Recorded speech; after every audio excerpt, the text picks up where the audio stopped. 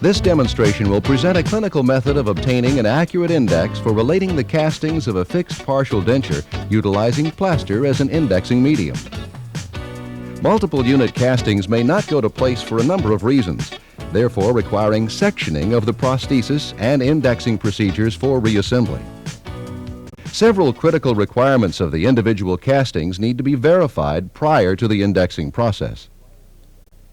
Pontics should be attached to one retainer prior to indexing, either through the waxing and casting process or a lab soldering process. Complete seating of the individual units is critical and must be verified. Individual units must satisfy biological, mechanical, and functional requirements, such as fit, proximal contact relationship, resistance, and retention form, and axial contours and occlusion.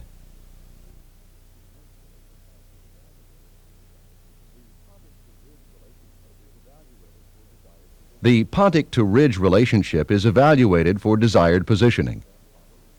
Adequate solder joint space is established and properly formed. Proximal contact areas of retainers and pontics that are to be connected through a soldering process are established in the wax pattern stage in their proper occlusogingival and faciolingual position. Joint space developed on the castings will be configured as parallel planes.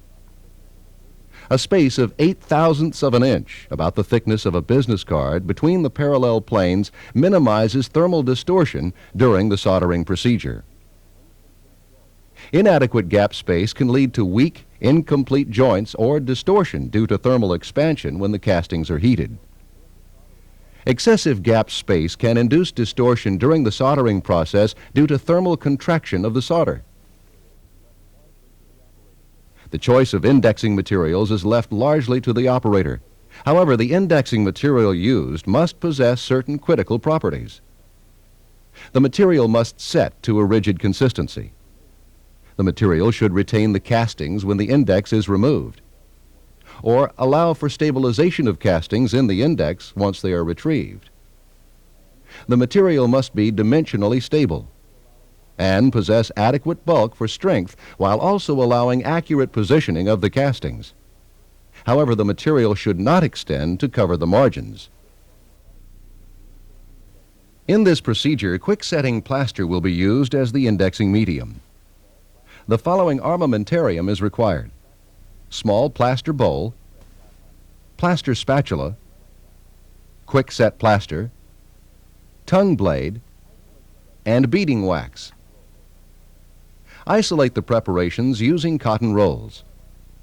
Verify that the castings satisfy all requirements and that the correct solder joint space is present. A tongue blade is used to carry the index material to the mouth. A mark should be placed on the tongue blade at the mesial and distal extensions of the prosthesis. Place beading wax at these extensions. The wax will contain the plaster and serve as a seating stop. The quick-set plaster is mixed to a stiff, creamy consistency and loaded onto the tongue blade.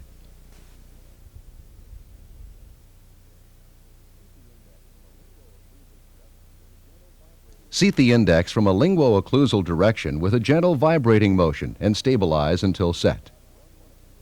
Working time on quick-set plaster is about 1 minute, and final set time is about 3 minutes. Remove the index once the plaster is set, and examine for accuracy of registration. Trim away any overextensions of the matrix or extensions into proximal areas to ensure accurate reseating of the castings. Trimming the index back to the bucco-occlusal line angle allows visual verification of the proper seating. Scrub the castings to remove debris, and use an air blast to remove debris from the index. The castings are placed back in the index and held in position while luting with sticky wax.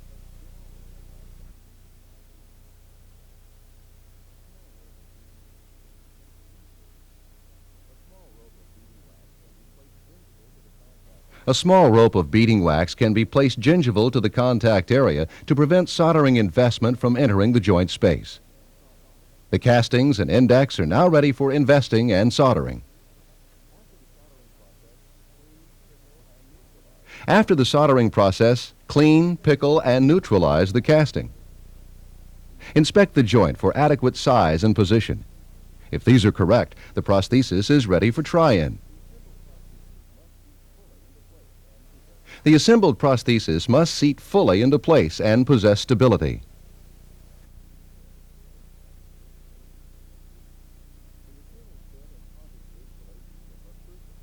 The retainer fit and pontic ridge relationship are crucial and must be verified. Rocking or instability can be visualized by alternating occlusal loading forces on the terminal retainers. Visible movement of the prosthesis or bubbles along the margins indicates inaccurate registration or soldering distortion. If bubbling occurs, in most cases it is necessary to section the joint and re-index the prosthesis. To review, multiple unit castings may not go into place for a number of reasons, therefore requiring sectioning of the prosthesis and indexing procedures for assembly. After the soldering process, inspect the joint for adequate size and position. The assembled prosthesis must seat fully into place and possess stability. Rocking or instability can be visualized by alternating occlusal loading forces on the terminal retainers. Visible movement of the prosthesis or bubbles along the margins indicate inaccurate registration or soldering distortion. If the casting is stable and all the members satisfy the biological, mechanical, and functional requirements, the prosthesis is ready for final adjustments and placement.